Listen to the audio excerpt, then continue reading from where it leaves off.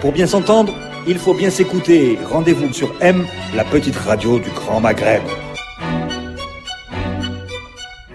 Merci d'être avec nous aujourd'hui, nos fidèles. Merci de nous retrouver tous les jeudis. Vous êtes nombreux, de plus en plus nombreux en tout cas à nous écouter, à nous regarder. On est très contents. Vous allez suivre aujourd'hui encore l'analyse de nos journalistes autour de cette table, autour de l'actualité qui a marqué cette semaine avec Saïd Jafar. Bonjour. Abed Sharif, bonjour. Bonjour. Adi Hassan. Bonjour. Et Abdelkarim Ghzali. Bonjour messieurs. Comme d'habitude, rapidement, un petit tour de table, une image, une information qui vous a marqué. Abdelkarim. Je crois que c'est Netanyahu qui a dit que Hitler n'avait pas l'intention d'exterminer les Juifs. Hitler qui dédouane... Oui, la barricade du président Bouteflika qui n'est pas terminée, contrairement à ce que peut penser l'opposition, puisqu'il pleut au-dessus des normales saisonnières. Je m'attendais pas. Oui. Moi, j'ai découvert que Mein Kampf n'a pas été écrit par Hitler, mais par Jamal Din Afghani. Oui, je suis sur la même chose. Il y a le moufti de Jérusalem, Allah yarhamou al-Husseini, continue à être une inépuisable source de propagande israélienne. Ouais. Bon, on en parlera en deuxième partie, en tout cas, parce que c'est un sujet assez intéressant et ça va permettre de revenir un petit peu sur ce qui se passe dans les territoires occupés. Il y a eu beaucoup de morts ces derniers temps. Pour débuter, peut-être une question un peu générale et qui peut-être résumerait un peu la situation d'aujourd'hui. Comment survivre au 4e mandat du président Abdelaziz Bouteflika? Après, ça se décline sur un tas de questions. On va peut-être commencer par cet incident. Je ne sais pas si c'est un incident, on va en parler. En tout cas, dites-nous si le sujet mérite d'être abordé ce matin. La fouille du ministre de la Communication en France et ce qui a suivi, s'il vous plaît, peut-être pas par rapport à son humiliation. Dites-moi que le sujet ne mérite pas d'être abordé parce que le ministre a été humilié, mais bien peut-être la réaction du Quai d'Orsay et des déclarations des politiques français. Abed. Écoute, il y a plusieurs facettes dans cette histoire. La plus douloureuse, c'est la dégradation de l'État algérien. On peut émettre un petit vœu, demander au ministre algérien de ne pas passer des week-ends en France pendant qu'ils sont ministres. Il y a une histoire très particulière entre ces deux pays. Il faut en tenir compte. Et donc éviter de passer ces week-ends en France. Il y a ce comportement de ministre, mais je dirais que de manière plus globale, c'est quand même un comportement typique du 4e mandat. On a un président qui n'est pas en état de l'être, des ministres qui ne se comportent pas comme des ministres. Et il y a une espèce d'apparat de solennité dans un État. On a oublié tout ça. Et donc... Voilà, c'est l'aspect qui est le plus douloureux. Maintenant, l'aspect diplomatique, on peut en reparler plus tard, mais moi, c'est ce qui me gêne. J'ajouterais, pour être dans la même veine que Abed, le côté affligeant, c'est qu'on s'attire des réflexions peut-être sûrement exagérées d'un sénateur français qui parle d'un mouvement répétitif de ministres qui sont continuellement entre Alger et Paris, et plus souvent à Paris qu'Alger. Et c'est vraiment dégradant, pas joli à entendre. Voilà. Qu'est-ce qu'une déclaration comme celle-là sous-entend ? Alors on peut lancer un peu ce qui se dit dans les réseaux, sans se faire peut-être poursuivre comme la Zulika qui avait posté, la militante qui a posté une caricature. Mais moi j'ai vu par exemple en fait ils suspectent ces ministres d'être des porteurs de valises dans un mauvais sens. C'est pas dans le bon sens des porteurs de valises durant la guerre de libération, mais aujourd'hui des porteurs de valises de 2 euros, ou voilà. C'est pas sérieux ça, mais pourquoi c'est pas sérieux? Il est possible que ce soit ça la raison. Déjà, la fouille au corps de n'importe quel citoyen dans un aéroport, c'est avilissant. Et ça ne peut être qu'exceptionnel. Ça veut dire quand on soupçonne vraiment quelqu'un de porter de la drogue, une arme ou des choses illicites. De là à toucher un ministre, c'est encore plus humiliant. Mais le ministre est connu. J'imagine que la police française a reconnu l'individu. C'est un ministre. Pourquoi le Reçu fouiller? des ordres, c'est ce qui a été... Je crois qu'il y avait cette multiplication d'affaires, d'achat de biens en France, avec des sources d'argent dont la traçabilité était douteuse. Je crois que c'est ça qui a poussé les autorités portuaires françaises de procéder à cette fouille, sinon ils n'auraient pas provoqué un incident diplomatique comme ça gratuitement. D'autant plus que quelques jours après, je crois le ministère français des Affaires étrangères s'est excusé. Mais il y a cette déclaration. C'est excusé entre guillemets, on en parle. Excusez, mais bon. Il y a cette déclaration du sénateur français. Oui, voilà, plutôt. Cette déclaration du sénateur français qui dit que les ministres algériens ou les responsables algériens, c'est eux qui ont travesti cette fonction de ministre à travers la récurrence des voyages en France. Et peut-être que là, ça a suscité des soupçons auprès des autorités, d'où cette fouille. Mais il y a d'autre part, ce qui a été signalé, la déliquescence de l'État algérien et des fonctions liées au poste qu'on occupe. Je crois que les responsables algériens et l'État algérien doivent prendre conscience de cette réalité. L'humiliation à ce moment-là prend tout son sens. Qu'est-ce que cache ce qui s'est passé selon toi, Yassine? La fouille de ministres et les déclarations ensuite pour expliquer... Je ne suis pas surpris par de tels épisodes. Je ne suis pas surpris. Nous sommes dans le continent mental et moral du Val-de-Grâce.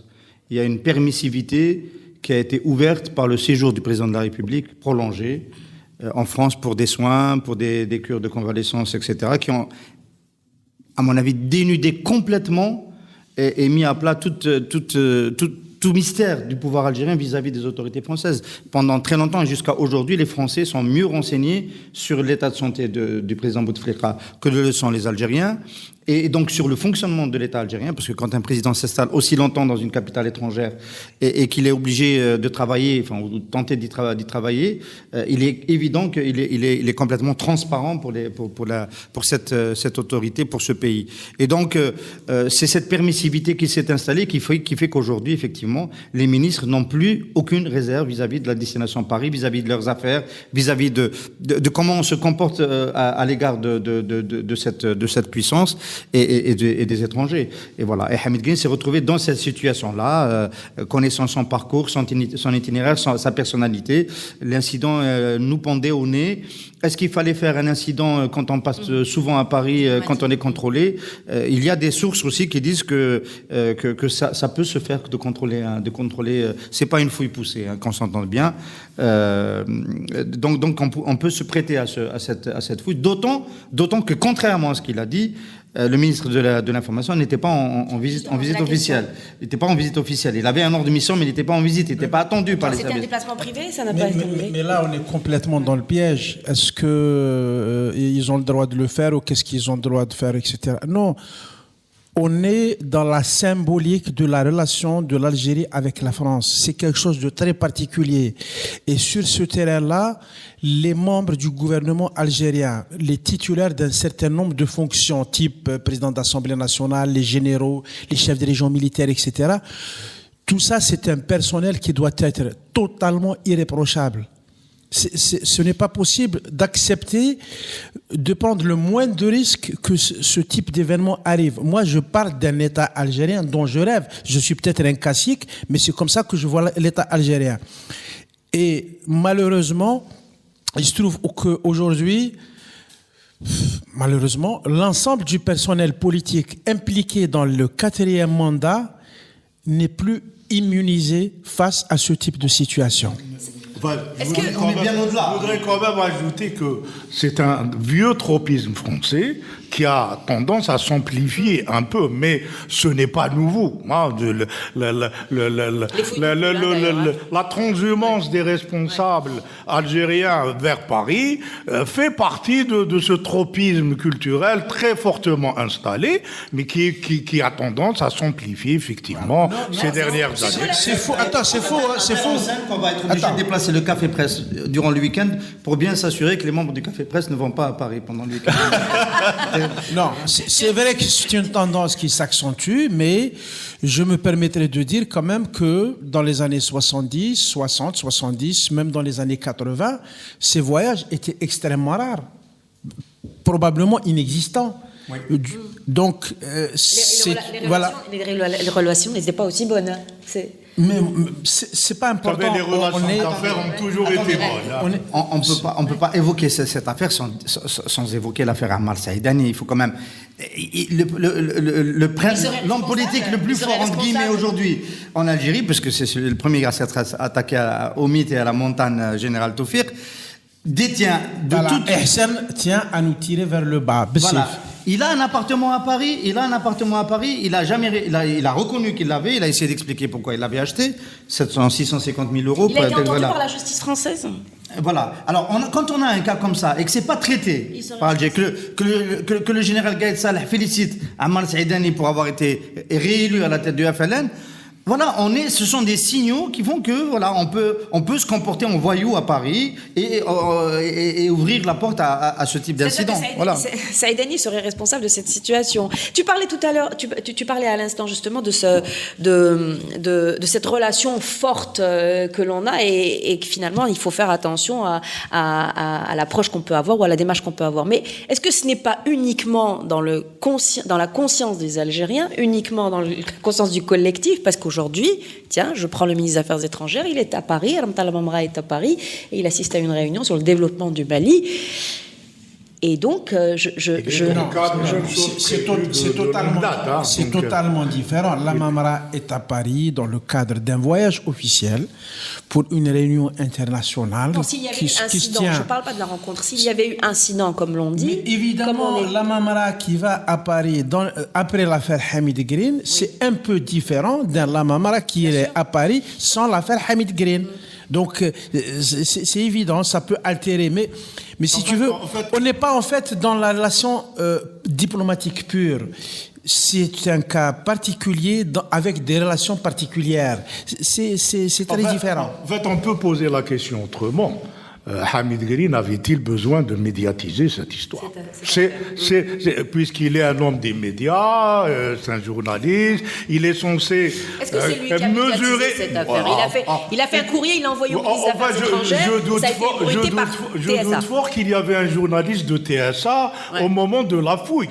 Donc c'est très clairement lui, à mon sens, ou bien un type de l'aéroport de France qui a informé TSA. Je doute que ça soit le type de l'info. Est-ce qu'il y a eu une réaction officielle de l'État algérien? Oui. C'est l'État algérien. Je parle de l'État algérien. Oui, il y a eu. Après, il y a eu une réaction de l'État. Alors si la question, l'ambassadeur a été. Si la question est de savoir si l'incident Green est de nature à perturber les relations ou gâcher les relations algéro-françaises qui ont connu une embellie ces dernières années, de mon point de vue, donc je pose des questions et je réponds en même temps, de mon point de vue, non. De mon point de vue, non. De mon point de vue, non, ça suffira pas. Tiens, pour une fois, on est d'accord. Non, ça ne gâche pas ces relations parce que on est sur un terrain qui est totalement inégal. Il y a le Val-de-Grâce est la symbolique de quelque chose, d'une dépendance dans ces relations bilatérales. Et donc, l'affaire Hamid Green fait que, on va dire les choses crûment, les Français marquent un point supplémentaire. Ils ont un message à transmettre. Ce qui circule, dont parlait Saïd tout à l'heure, ce qui circule sur les réseaux sociaux, c'est que le message des Français serait le suivant. Ils disent, on sait qu'il y a des transferts, donc on fouille quelqu'un à son retour, donc on ne risque pas de prendre l'argent, mais on vous dit, on sait ce qui se passe quand même. Voilà à peu près le message, tel que ça circule. Là, je ne sais pas si c'est vrai. Ça veut dire quoi? Ça veut dire que les Français disent aux Algériens, nous sommes au courant de tout ce que vous faites. Attendez. Là, c'est gênant. Ça peut t'emmener sur le terrain de la déclaration de Saad Al-Barab. Ça fait faire très attention. Non. Les Français savent. Est-ce que les Français avaient besoin de fouiller Green pour dire aux Algériens, nous sommes au courant, les Français sont au courant? Non, ils n'avaient pas besoin de fouiller Green. Ils avaient besoin de faire savoir qu'ils ont fouillé Green. C'est différent. Mais dans quel objectif? Donc tu penses que c'est les Français qui ont médiatisé l'affaire? Oui, moi je pense que oui. Dans quel intérêt? Dans quel intérêt Je ne pense pas du tout ça. Je pense qu'il y a d'autres ministres algériens qui ont connu la même situation. On l'apprend à l'occasion de cette affaire, qui eux ont choisi de ne pas en parler et qui ont admis que ça pouvait se faire de temps en temps. Et je suis sûr que dans la forme, ça se fait correctement. Ça, je ne peux pas penser le contraire en termes de protocole. C'est une formalité. Et je trouve que c'est Hamid Green qui en a fait un incident. Et bon, il faudrait peut-être lui poser la question pourquoi lui il a choisi de médiatiser. Ben on sait pourquoi il a choisi TSA par contre. Et donc voilà, le message des Français, j'y crois pas beaucoup. Hein. Il paraît que la Mamra n'est pas très contente d'avoir eu à gérer cette affaire. Il n'avait pas besoin de ça. Ouais, ben, voilà. Non, moi personnellement, je ne pense pas que ce genre de fouille se pratique contre des ministres, contre des personnes, des personnalités publiques connues, à moins qu'on soupçonne carrément quelque chose. Dans le cas de Green ou d'autres ministres qui auraient été fouillés parce qu'une information a circulé à ce propos, je crois que c'est les ministres algériens, l'État algérien, c'est lui qui veut ça. Eh bien, tant pis pour lui.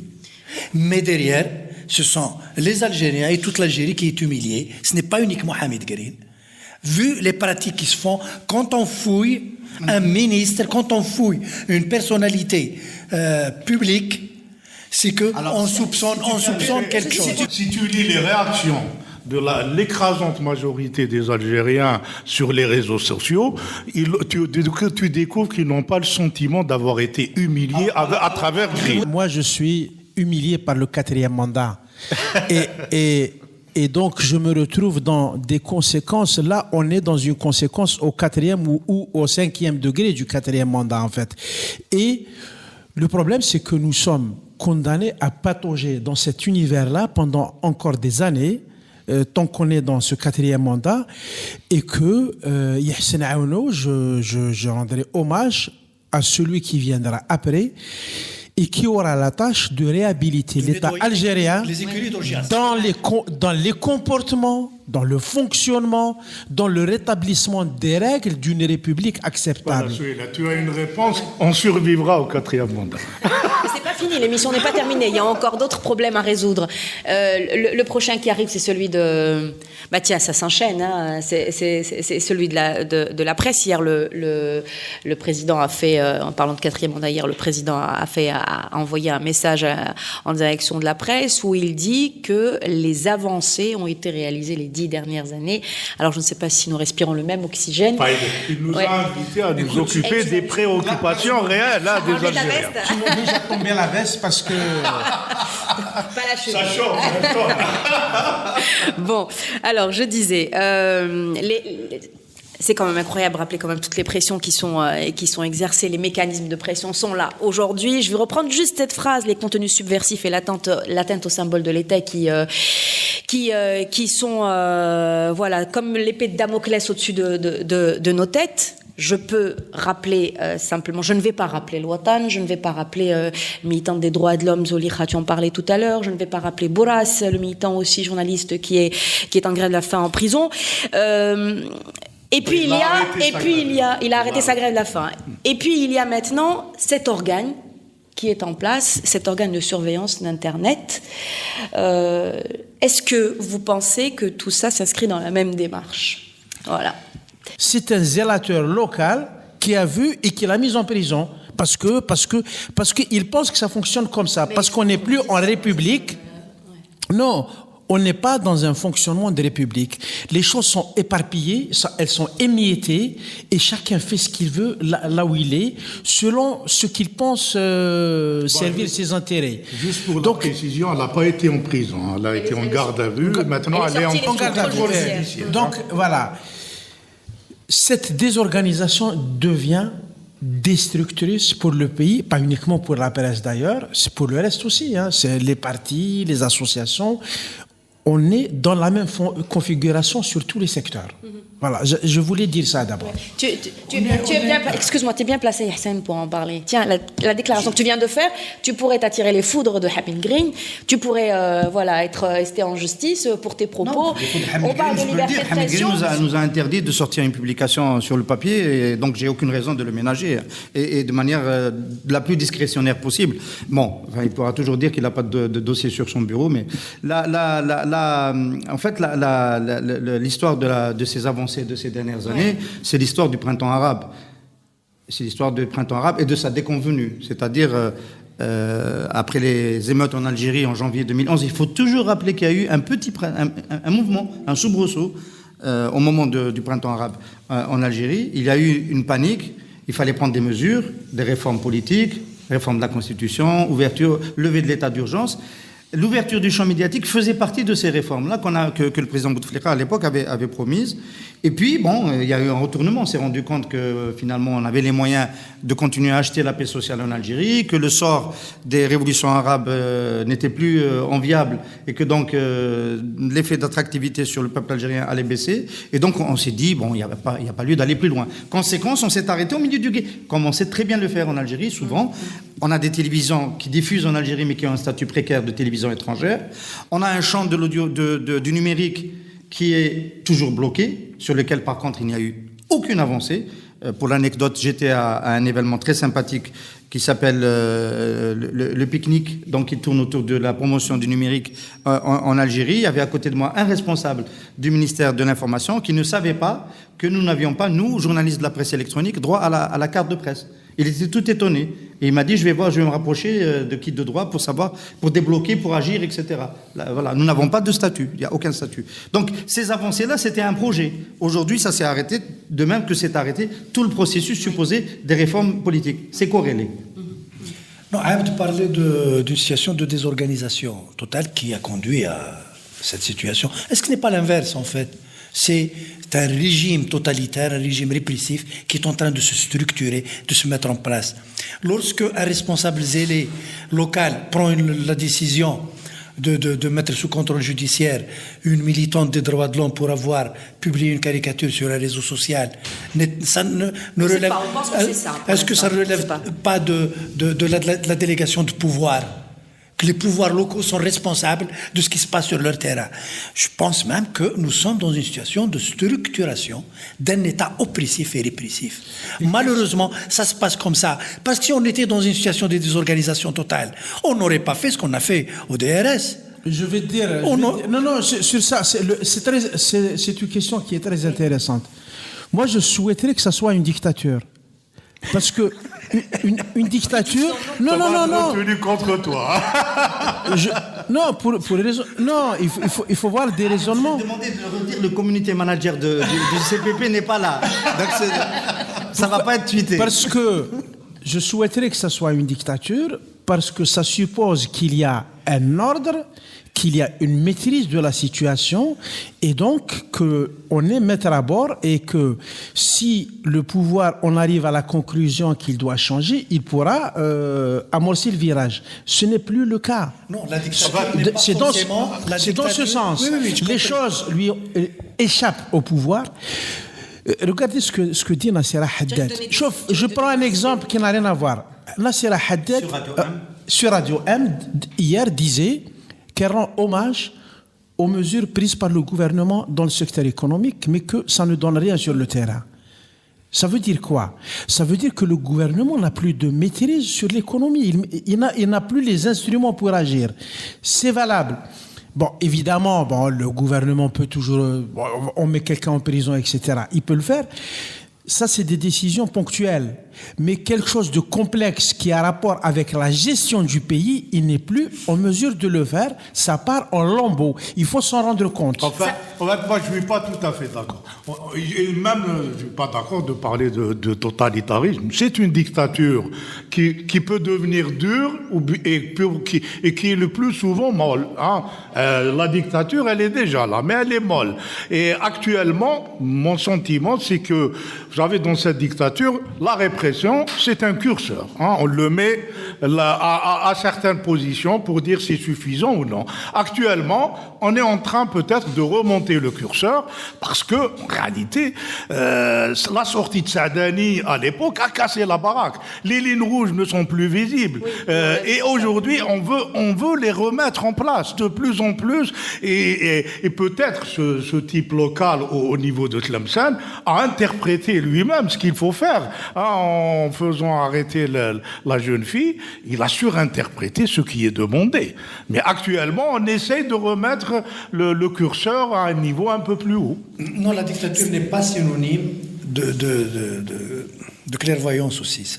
La dictature peut être idiote. La dictature peut être médiocre. C'est-à-dire le fonctionnement peut être médiocre. La preuve, c'est-à-dire on est dans une situation de corruption, on est dans une situation de mauvaise gestion. C'est Abd qui parle de l'économie. Oui, ce que disait Badia Haddad. Mais c'est pas normal qu'elle soit contente des mesures qui n'ont aucun effet sur le terrain. Ça veut dire quoi? Ça veut dire qu'on est dans une organisation de médiocres. On ne sait même pas gérer l'économie. On libéralise l'économie, mais on ne met pas en place les mécanismes qui permettent à ce système de fonctionner normalement. Juste avant de terminer cette première partie, je voudrais quand même qu'on revienne, parce qu'on a parlé de la presse. La dictature. À retrouver avec la dictature, c'est quand même incroyable. Ben Hadid est allé en prison à cause de ses propos à la presse. Où est-ce qu'on en est aujourd'hui? On n'a plus parlé de lui. C'est peut-être l'occasion de revenir un petit peu sur la manière avec laquelle les choses sont en train de faire et est-ce qu'on sait aujourd'hui où ce dossier va-t-il arriver? Saïd Jafar vient de dire à l'instant qu'on essaie de reconstituer, de redessiner des lignes rouges. En l'occurrence, l'arrestation brutale et l'incarcération du général Ben Hadid est une manière de retracer une ligne rouge. On ne peut pas parler de l'institution présidentielle, on ne peut pas parler de l'institution de l'état-major dans certains termes, y compris si c'est pour parler de politique et de l'avenir de l'Algérie, ce qu'a fait le général Ben Hadid. Est-ce que ça va marcher ou pas? Je note au passage que le général Nazar, lui, s'est permis de commenter à sa manière la restructuration du DRS. Il a d'ailleurs été critique dans son commentaire en disant que de ce qu'il voit, de ce qu'il y a dans le décret présidentiel, dans le communiqué de la présidence plutôt, il voit pas de précision sur les attributions des tâches qui commandent quel service, et que donc de son point de vue, en fait, il y a eu un service qui a été retiré à une personne pour être donné. Ils n'ont pas été démantelés, mais on a changé de tête. On a changé de tête. Est-ce que ça participe de l'entreprise, d'une participation de l'entreprise de démoralisation de l'ANP, ce qu'on reproche au général Ben Hadid à travers ces déclarations? Je pense que personne ne va penser l'accuser le général Nazar de cela. Mais voilà, je note. Pourquoi pas? Non, parce que le général Nazar, il a critiqué. Ma lecture de ce qu'il a dit, c'est que l'état-major, le général Gaët Salah, a récupéré une partie des prérogatives sans qu'il y ait une véritable restructuration. Enfin, c'est ça que la lecture que moi je fais de ce que déclarait le général Nazar. Il n'en tire pas plus de conclusions que cela, mais ce que je veux dire, c'est que aujourd'hui, il y a une question. Qui continue de défendre le point de vue du général Ben Hadid? Il est en prison, il paraît isolé. Aujourd'hui, il paraît isolé. On va voir dans les prochains jours s'il y a un procès, comment ça va se passer. Il paraît isolé et peut-être que cela va conforter les partisans de ceux qui veulent faire monter le curseur de la répression. Dire voilà, c'est payant, on arrive à faire rentrer les têtes qui dépassent. Alors, moi, je trouve que si le général Ben Hadid n'est pas beaucoup défendu, je dirais c'est tant mieux pour lui. Parce que ça prouve que c'est un franc-tireur, c'est quelqu'un qui a agi du fait de sa conscience. Il a exprimé son angoisse personnelle. On a d'ailleurs dit autour de cette table que ses propos n'étaient pas totalement cohérents, mais voilà, ça prouve que c'est un homme qui s'est exprimé parce qu'il sentait quelque chose. C'est bien que des gens puissent encore le faire aujourd'hui. À tout de suite. Merci de nous rester fidèles. C'est reparti pour cette deuxième partie du CPP. Il se passe beaucoup de choses quand on vous quitte. Mais tout n'est pas permis à l'antenne. Vous l'avez compris. Bon, alors c'est reparti. Cette fois, je vous propose, messieurs, de parler de la monnaie, de l'argent, de la devise qui flambe et du dinar qui flanche. Voilà. Est-ce qu'on peut expliquer un petit peu ce qui se passe? Est-ce que c'est vraiment le moral des entrepreneurs? Est-ce que c'est le moral des Algériens qui est en train de flancher? Qu'est-ce qui se passe? Enfin, on est dans la vieille règle. La bonne monnaie chasse la mauvaise monnaie. Et donc, la mauvaise monnaie, il faut qu'on se débarrasse le plus rapidement possible pour placer l'argent dans la bonne monnaie. Hein? Et actuellement, c'est évident, la bonne monnaie, c'est pas le dinar. C'est ce qui se passe. Qu'est-ce que tu fais de ton argent en ce moment? J'en ai pas. T'as réglé le problème? Non, moi je vis tout le temps sur des dettes, donc je suis tranquille de ce côté-là. Mais ce qui se passe en fait, à mon avis, c'est une règle qui est très simple. Grossièrement, on peut demander, c'est la langue de bois économique que peut manier mieux que moi Ihsan. Mais en gros, le manque à gagner en devises, le pourcentage de ce manque à gagner va se répercuter en taux d'inflation. En gros. Donc, le dinar va perdre de sa valeur sur cette année, l'année prochaine, et donc sur les 2-3 ans qui viennent. Les gens anticipent. Et comme on est un pays qui fonctionne à flux tendu dans tous les domaines, donc le moindre mouvement, si vous voulez, il y a une quantité de pommes de terre dans un marché. S'il manque un quintal de pommes de terre, le prix n'augmente pas de 1 dinar, mais de 15 dinars. Il y a un effet multiplicateur. Sur le dinar aussi, il y a une amplification de tous ces phénomènes parce qu'il y a l'inquiétude, parce que ça fonctionne à flux tendu, parce que les gens n'ont pas confiance. Et moi, je ne serais pas étonné qu'on dépasse très rapidement les 200 dinars pour 1 euro. Hein. C'est immédiat. On est à 99. Même si...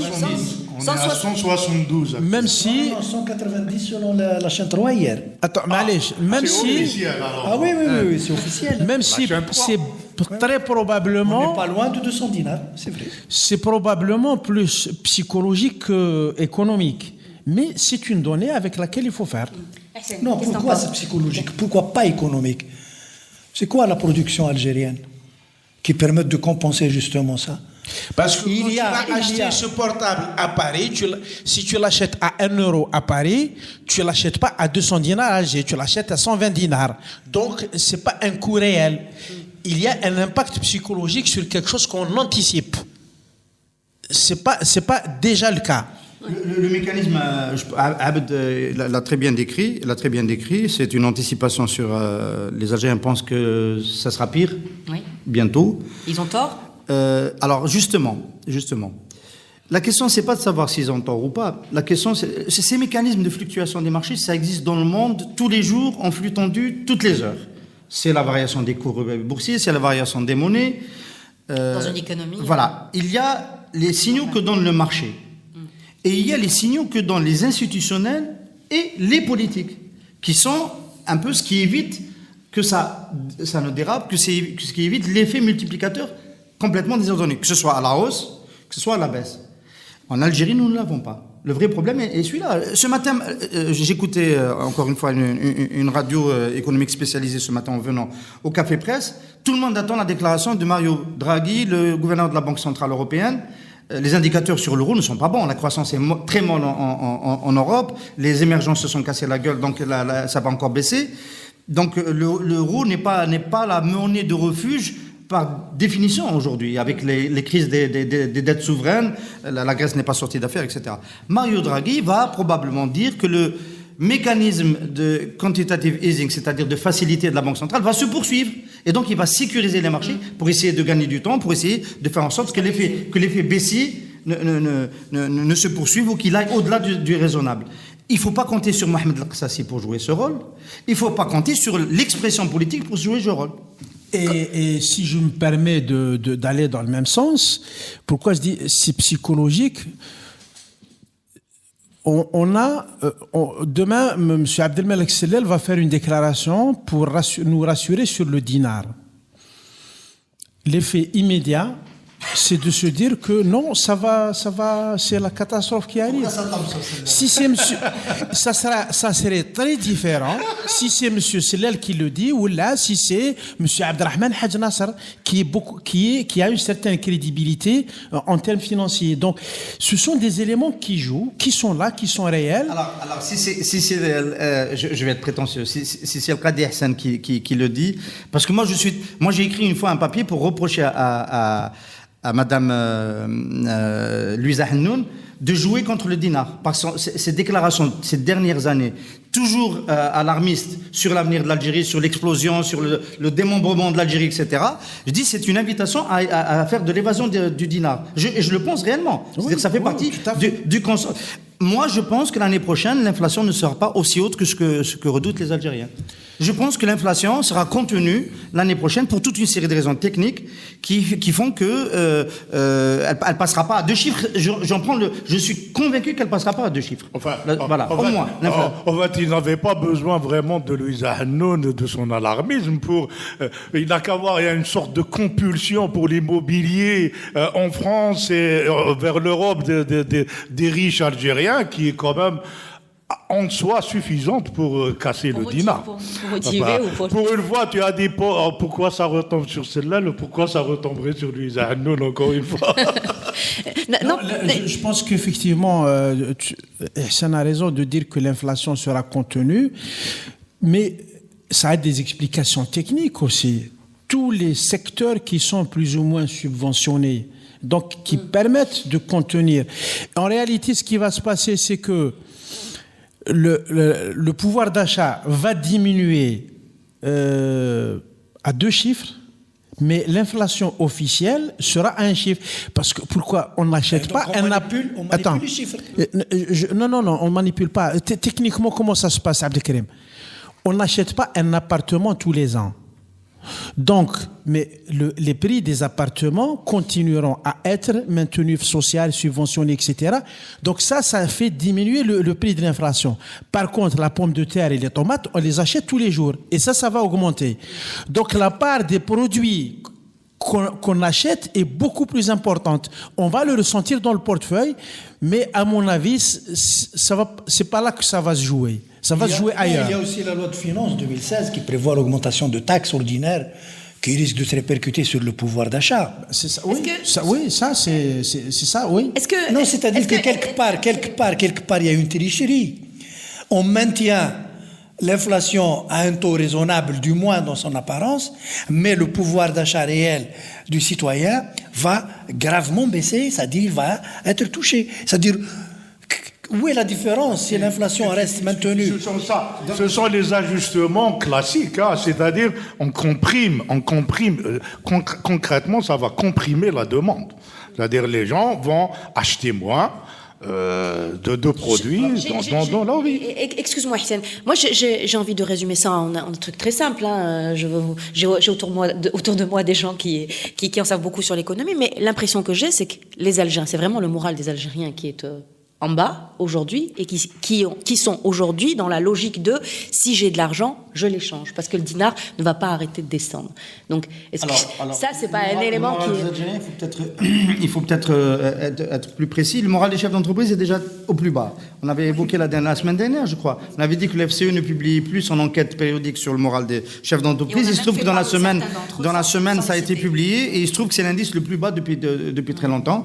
Et l'anticipation la plus clairvoyante, entre guillemets, ça pourrait être celle des chefs d'entreprise dans le contexte de la crise de l'affaire Al-Barab. Oui. Mais ça s'est fait, l'enquête s'est faite avant l'affaire Al-Barab. Voilà, alors moi j'ai envie de dire, il faut pas céder à la panique, évidemment. Il faut préserver notre pouvoir d'achat à l'international. Ceux qui changent des dinars, qui courent changer leur épargne en dinars pour ceux qui ont de l'épargne, ils jouent contre leur camp.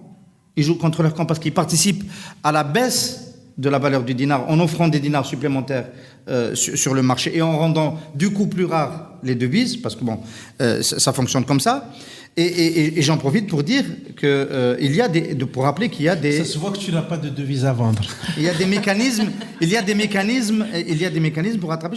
C'est l'occasion de rappeler que l'État a prévu depuis très longtemps, du temps de Abdelrahman Haj Nasser que Abed a évoqué, la possibilité de créer des bureaux de change. Ça s'est jamais fait. Les bureaux de change pourraient absorber, pourraient réguler, pourraient jouer un rôle de tampon entre le dinar officiel et il faut préciser que c'est déjà permis par la loi, mais que personne n'a intérêt à ouvrir un bureau de change parce qu'il gagne une marge ridicule. C'est tout. Mais on peut pas rester éternellement. L'actuel ministre des Finances, Abdelrahman Ben Khelfa, qui était passé chez nous à Radio M, avait dit que lui, il allait les rétablir, qu'il recommandait, il ne savait pas qu'il allait être ministre au moment où il est passé, qu'il recommandait le rétablissement, l'installation de ces. J'espère qu'il va ouvrir rapidement ce chantier. J'ai lu l'information comme quoi ça va être ouvert dans des hôtels. Non, ils existent. Attendez, sur les bureaux de change, il faut dire, la loi le permet. Il y a eu des gens qui ont ouvert des bureaux de change et qui les ont fermés parce que leur marge est ridicule. Il est plus intéressant de vendre de la devise à Port Saïd que de créer un bureau de change officiel. Il n'y a aucun intérêt actuellement. C'est ça la réalité. Moi, je reprends ce que disait Hussein à propos des gens donc, qui achètent des devises, qui jouent contre leur propre camp. Moi, je ne dis pas qu'ils font bien ou ils font mal. Je dis que c'est une réaction psychologique qui est amplifiée, mais c'est rationnel. Ça reste rationnel. C'est une décision économique qui est très rationnelle. Ils jouent dans leur intérêt. La deuxième chose, par contre, moi, ce qui m'inquiète dans cette histoire-là, c'est que le rapprochement entre le taux officiel et le taux du marché noir du dinar est en train de se creuser de nouveau. L'écart, qu'est-ce que j'ai dit ? Le taux. Oui, l'écart entre taux officiel et taux au marché noir est en train de se creuser. Et donc, aller à une parité réelle du dinar qui serait à peu près grossièrement entre les deux et donc offrir la transaction libre sur les devises devient beaucoup plus compliquée et pourtant c'est à ça qu'il faut aller. Il faut que les gens puissent acheter des devises librement à n'importe quel moment à un taux qui soit le taux réel.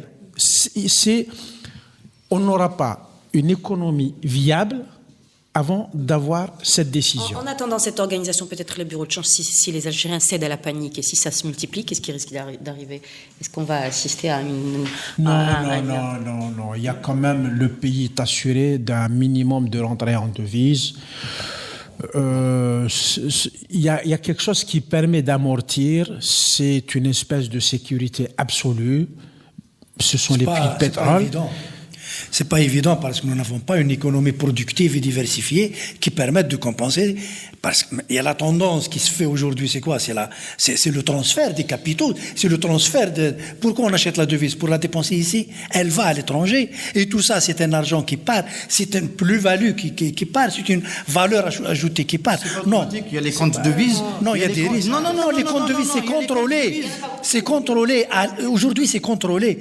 Demain, aller vers un achat, une vente libre de la devise, c'est provoquer une hémorragie de l'économie. Dans l'état actuel de l'économie, je parle, tel que l'économie algérienne est structurée aujourd'hui, qui est basée uniquement sur les rentrées en devises des ventes des hydrocarbures.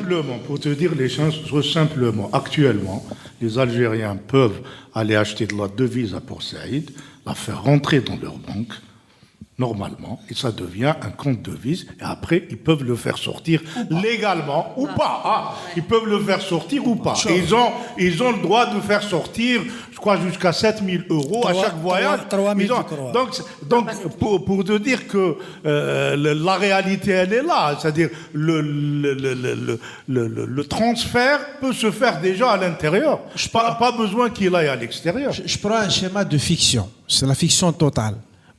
Banqueroute, le FMI dit qu'il faut que le dinar aille, que l'euro soit aille à 200 dinars pour 1 euro. Auto officiel. Un gouvernement de type Ouihia qui prend cette décision, les Brahimo Timoth, ok ? Il prend cette décision. Qu'est-ce qui va se passer ? Il va se passer que les gens qui ont des euros à Paris vont acheter des dinars. Parce que le pouvoir d'achat de 200 dinars sera supérieur à celui de 1 euro. C'est à ça qu'il faut tendre. Le truc, c'est qu'il faut y aller de manière organisée pour ne pas laisser trop de gens sur le bord de la route, pour que les gens ne souffrent pas. Mais tant que aujourd'hui, c'est le dinar qui est subventionné. Monsieur Rabrab, vous vous rappelez, on a parlé de l'amendement Rabrab, les investisseurs algériens qui prennent qui prennent des devises pour investir à l'étranger. Mais pourquoi leur interdit d'investir? On a l'impression qu'ils prennent des dinars subventionnés. C'est ça qui est gênant. Mais si demain tu as un taux réel, qu'ils prennent tout son argent, qu'ils aillent investir tout à l'étranger, ça ne gênerait personne. Absolument personne. En fait, en un mot, il faut arrêter d'essayer de bloquer la conversion des dinars en euros, donc l'évasion du dinar, parce que ça fait 50 ans qu'on essaie de le faire et qu'on ne sait pas le faire. Il faut rendre l'Algérie attractive pour les devises étrangères. Que les capitaux étrangers viennent aussi en sens inverse, ce que nous n'avons jamais su faire. Donc, changer la structuration de l'économie. Ah oui. Alors, on a encore pas beaucoup de temps. 4 minutes, j'aimerais bien qu'on parle de ce qui se passe en Palestine. Je ne sais pas si avant d'aller en Palestine, peut-être un mot par rapport au nombre de pèlerins décédés. On est à 2000 morts.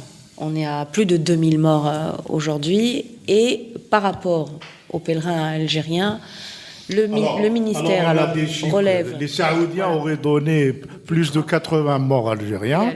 Du côté officiel, on est chez nous, de la cellule des crises, on 28. Est toujours à 35 morts, je crois. Oui. Donc l'écart est énorme. Je ne sais pas, peut-être que les Saoudiens ont inclus les morts en dehors du cas de Mina, parce qu'il y a des gens, des vieux qui meurent. Peut-être qu'ils ont fait un truc global. Mais bon, c'est quand même une calamiteux, cette gestion des Saoudiens, n'en déplaise au ministre des Affaires religieuses algérien, qui n'arrête pas de dire il ne faut pas politiser, et qui politise, parce qu'il défend l'Arabie Saoudite en disant que ce n'est pas un problème d'organisation. C'est un problème d'organisation, ce n'est pas un problème de qada ou qadar. Et quand il dit que ce n'est pas un problème d'organisation, c'est là qu'il politise. Dépolitisant et disant réellement que les Saoudiens n'ont pas su organiser le Hajj cette année. C'est une catastrophe et c'est affreux ce qui est arrivé. Oui. Moi, je note, mais alors très brièvement, 3 points. 1, les Saoudiens ont prouvé leur incapacité dans cette histoire de manière incroyable. 2, paradoxalement, sur le plan médiatique, ils ont bien géré la chose. Ils ont minimisé la portée de l'événement et puis ils ont laissé les informations sortir au goutte à goutte. Donc ils ont très bien amorti le choc, parce que si on avait dit, je note, c'est des constats. Le troisième point, c'est que en Algérie, personne, pratiquement aucun responsable n'ose critiquer. Je vais dire pour une raison qui me semble assez simple. Tout le monde pense avoir un visa saoudien un jour ou l'autre, et donc autant ne rien dire. Concrètement, ça revient à ça. Et donc c'est pour ça que les gens sont obligés de ménager l'Arabie Saoudite. Non, mais ils ne sont pas obligés de justifier. Je comprends tout à fait que l'État algérien ne veut pas se positionner comme l'Iran, mais quand même. Pourquoi tu situes ça en compte? Moi, je constate, et j'ai rencontré des gens, j'ai essayé de comprendre pourquoi je suis arrivé à cette conclusion. Je ne dis pas que c'est bien ou que c'est mal. Enfin, que c'est mal. C'est une crapulerie quand même. Mais voilà, c'est le constat que je fais. Ceci étant dit, on peut pas aller au-delà parce qu'il ne reste pas beaucoup de temps. Un mot quand même sur ce qui se passe en Palestine. Partir peut-être de ces propos de Netanyahou. Il nous a choqués, Netanyahou, à dédouaner Hitler de l'Holocauste et à estimer que c'est le Husseini, que c'est le Mufti le Husseini. Je trouve positif que M. Netanyahou casse l'argument central de la propagande sioniste. Il s'attaque, il utilise ça à contre-courant, c'est-à-dire toute la propagande qui s'est faite, il est en train de la... D'ailleurs, tout le monde le trouve... même des Israéliens trouvent qu'il a disjoncté complètement. Oui, mais des droits Hitler, les Allemands, Même les Allemands, ils ont dit effectivement. l'Holocauste, c'est nous. C'est nous. Oui. ils dédouanent Hitler pour accuser le Husseini, pour accuser les Palestiniens de commettre l'Holocauste. C'est-à-dire au moment où un peuple qui doit garantir la sécurité d'un État occupant, mais il faut être malade pour le croire, sont dans une troisième intifada. Et les jeunes d'aujourd'hui qui sont différents de ceux de 87 et de 2000, manifestement, veulent une véritable guerre de libération nationale. Ils ont besoin d'armes, il faut le dire clairement.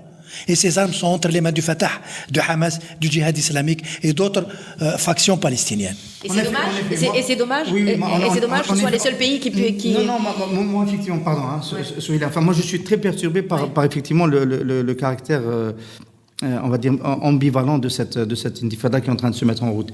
On nous a toujours expliqué que ce qui avait fait le succès de la première intifada, c'est qu'on avait abandonné la lutte armée, d'ailleurs de l'extérieur, qui avait une forme entre guillemets terroriste, comme on l'appelle, du point de vue des occupants, et qu'on soit passé à un mouvement pacifique avec le hijara. Et donc ça avait amené Oslo et... oui, c'est romantique. Voilà. Non, ça a eu des résultats. Oui, ça a eu des résultats. Ensuite, on a eu une deuxième intifada qui était un peu plus armée. Et on a décapité notamment l'aile de l'OLP avec le dirigeant qui est Marwan Barghouti, qui est en prison. Et donc, pas d'intifada armée. Aujourd'hui, moi, je suis très perturbé par le fait que cette intifada, elle est entre les deux. C'est-à-dire qu'en fait, elle n'est pas tout à fait celle de l'Hijara. Elle évolue. Avec les couteaux. Si elle doit être armée, effectivement, cette intifada a besoin d'armes. Et le monde arabe n'est ni en position, ni en volonté de pouvoir lui en fournir. Je le déplore. Tu le déplores. Qui peut aider la Palestine aujourd'hui? Qui est capable aujourd'hui de... J'ai quand même... je voudrais dire un mot sur ça. C'est que l'intifada a transposé la résistance palestinienne des normes algériennes, des normes arabes du tiers-monde, c'est-à-dire la lutte armée, vers des valeurs qui étaient très accessibles aux Occidentaux. Il faut se mettre ni pour les Occidentaux, ni pour une partie de leur soutien arabe. Qu'est-ce qui peut les faire avancer concrètement, en dehors de ces considérations? Quelle est l'image qui peut les faire avancer? Aujourd'hui, aucune. Ils doivent refonder leur pensée, leur manière d'être. Et il y a une tentative qui est en cours, c'est de dire que l'intifada, elle est indépendante des partis. Pourquoi est-ce que tu prends des pincettes pour dire les choses? Refonder leur pensée, c'est quoi? C'est revoir leur lutte jusque-là. Tu as dit, est-ce que l'opportunité, ils ont évolué, l'intifada a évolué, elle n'a pas donné de résultats. Aujourd'hui, Raza a été responsable, et les images qu'on a diffusées a été responsable justement du fait que beaucoup de pays aujourd'hui, y compris nordiques, se soient alignés du côté des Palestiniens. Ça leur rapporte quoi? Comment? Qu'est-ce que tu veux dire? Ça leur rapporte quoi? Rien. Il faut peut-être rappeler rapidement en un mot, il faut peut-être rappeler que les deux orientations coexistent. L'orientation d'essayer de plaire aux Occidentaux et d'obtenir des avancées diplomatiques. C'est Mahmoud Abbas qui l'incarne, elle existe, elle s'est poursuivie dans le sillon d'Oslo. Bon, ça, c'est dans l'impasse depuis longtemps. L'autre option, celle de la résistance qu'a organisée Raza, existe aussi, elle est armée. Et elle a débouché sur le chaos de Raza. On peut discuter de est-ce que c'était bien ou pas. Aujourd'hui, est-ce qu'il y a une troisième voie entre les deux? C'est cette voie-là qu'essaient de trouver les jeunes de Dhaf al-Gharbiyya. C'est ce que j'appelle refondation. Il faut y penser. Brièvement, la première fondation a rapatrié la résistance à l'intérieur des territoires occupés. La seconde intifada a mis un terme au mythe d'Oslo. La troisième intifada, c'est elle qui va refonder la pensée de la résistance palestinienne, tu as raison de le dire, mais c'est elle qui va l'impulser. Parce que c'est elle qui doit engager une réflexion sur la manière d'aller vers l'indépendance nationale. Et la seule manière, c'est une lutte armée. La seule manière. Il y en a une politique que l'on a. Non, la seule manière, je termine. La seule manière, c'est la lutte armée. Et l'indice qui permet de le dire, c'est à travers les enfants de Palestine qui résistent et qui portent le drapeau algérien. C'est une référence à la guerre d'indépendance nationale. Exactement. D'ailleurs, ça peut l'image de la semaine. C'est vrai, pour nous, c'est. À la limite, c'est sympa et c'est séduisant. Cette référence à la lutte armée, nous sommes Algériens, ça nous dit quelque chose. Mais ce n'est pas nous qui faisons la décision. Les Palestiniens ne s'adressent pas à une opinion arabe. Ils s'adressent à d'autres gens. Les acteurs du Proche-Orient, ce ne sont plus les Arabes. Donc, l'opinion arabe ne compte pas. Je suis désolé. Il ne faut pas en tenir compte. On peut ajouter platement que les Palestiniens sont encerclés. Et ils n'ont pas de background derrière, de soutien. Raza a été fermé, les tunnels noyés.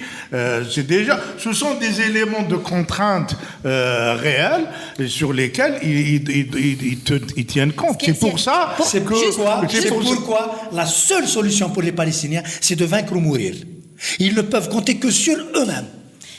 Bon, ça c'est la grande question. On a bien vu en tout cas l'efficacité des services de renseignement étrangers. On a bien vu notamment américains et les armes qui ont toujours été introduites dans ces pays-là.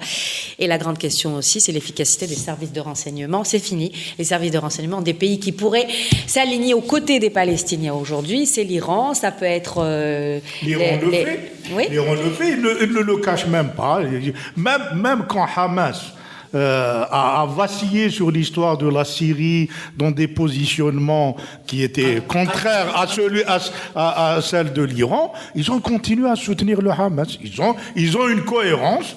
Les Iraniens ont une cohérence qui s'est perdue ailleurs. Poutine et l'Assad, on retrouve un certain équilibre, un nouvel équilibre dans la région par rapport à Israël, non? Oui, en un mot. Potentiellement, la Syrie n'existe plus sur les comptes, sur les 30 prochaines années, la Syrie n'existe pas. C'est fini. On se donne rendez-vous jeudi prochain. Merci de nous avoir été fidèles.